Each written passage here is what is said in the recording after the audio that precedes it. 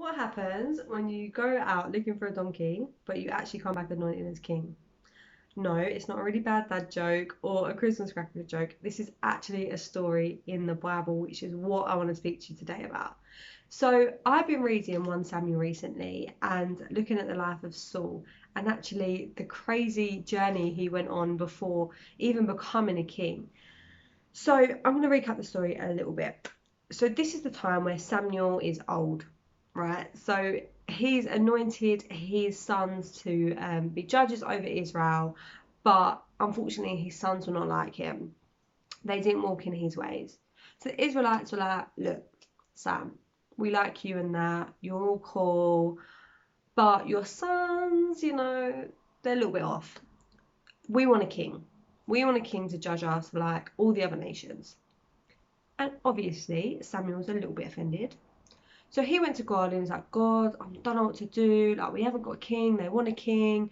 Oh, it's all kicking off. And God, in his loving, gracious ways, said to Samuel, give them what they want.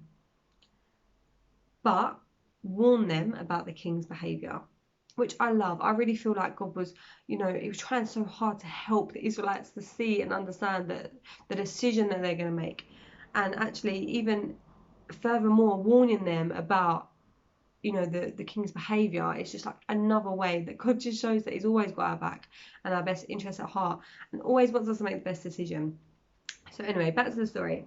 God tells Samuel to give the people what they want, and this is where Saul comes in. So we see such a cool way that God orchestrates this whole situation and like appoints Saul to be king. So Saul's dad, Cush, basically, he loses his donkeys. Please do not ask me how, because they are quite big creatures, and I really don't understand how this could have happened.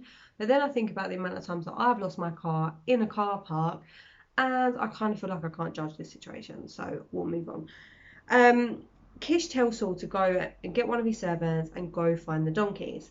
So they travel through many places that I'm not even going to try and pronounce the names of because we'll be here forever. But they travel far and they end up in this place of Zuph, this land of Zuph.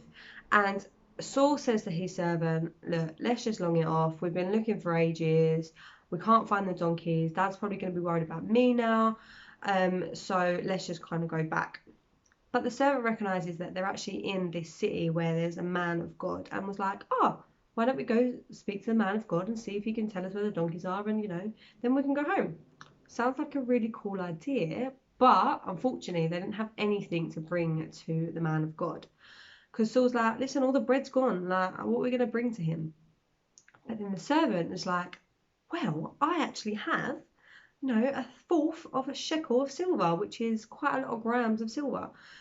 And Saul's like, amazing, let's go. So they went to try and find him and they came across Samuel and they actually asked Samuel, listen, do you know where this guy lives, like this prophet? And Samuel's like, it is me, it is I am the prophet. And then this is the verse that really spoke to me and jumped out at me. It was like, Samuel said to them, go up before me to the higher place, for you shall eat with me today, and tomorrow I will let you go and tell you all that is in your heart. So this verse really jumped out at me, and I was like, okay. So Saul had no idea that he was going to be king, but Samuel did. Samuel knew because God had told him, and even when Saul approached him, God was like, this is him.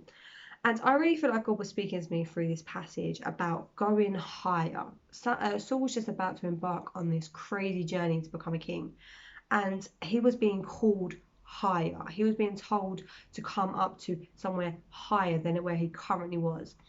And I really feel that when God calls us higher, there's a price to pay. And interestingly, they had this, shekel of silver that they didn't necessarily, it wasn't mentioned before. It was an unexpected price to pay. And I, again, as well, think that there's also things that need to be left behind when we're called up higher. You'll read later on that, Samuel dismisses the servant and he really just wants Saul. He wants to have a conversation with Saul. And I feel in this season of lockdown, like God has been taking some people higher. And actually, now is the time that some things need to be left behind and some things need to be offered up to God because I believe that it's something new that we're stepping into, and God really wants us to go higher to the next level. So it could be a mindset, it could be a habit, it could be an environment, a friendship, it could be lots of things that God might be saying, okay, this needs to be offered up for you to come higher. You know, there needs to be a sacrifice here for you to come higher. And sometimes what we're looking for is not the thing that we will find. And I really feel like that could be a word for someone today, is that actually you're looking for a specific thing, but God's like, don't look at that, don't focus on that, come and see this, because this is what I want you to find. You might have started out looking for that, but this is what I want you to see now. I want your eyes to be open to this. So my encouragement to you today is that if you feel like God's taking you higher to the next level, I really encourage you to go, okay, God, what do you want me to do in this season? What do you want me to sacrifice in this season? What do you want me to offer up in this season? Because I really believe that we're going to be stepping into something new, and we need to get ready and prepared for that. So I just want to pray that this word will encourage and bless you and get you ready for the next level. In Jesus' name. Have an amazing Wednesday, and I am sure I will see you soon.